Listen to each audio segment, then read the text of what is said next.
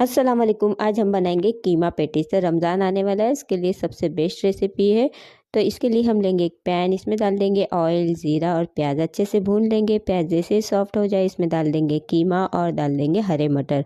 अच्छे से भून लेंगे। इसमें डाल देंगे अदरक लहसुन का पेस्ट और 15 मिनट इसे पकने देंगे। 15 मिनट बाद इसमें डालेंगे नमक, धनिया का पाउडर, गरम मसाले का पाउडर, चाट मसाले का पाउडर, काली मिर्चों का पाउडर और हल्दी का पाउडर। अच्छे से भून लेंगे, फिर 15 मिनट पकने देंगे। यहाँ हमने लिए मैश किए हुए आलू, इसमें डाल देंगे नमक, ब्रेड क्रम्स और कॉर्नफ्लोर। अच्छे से मिक्स कर लेंगे और इसे साइड में रख देंगे। यहाँ हमारा कीमा बनकर रेडी है, बिल्कुल अच्छे से पक चुका है। इसमें डाल देंगे हरा धनिया और इसे अच्छे से ठंडा कर लेंगे। यहाँ हमने लिए आलू और इसे अच्छे से हाथों पे फैला लेंगे।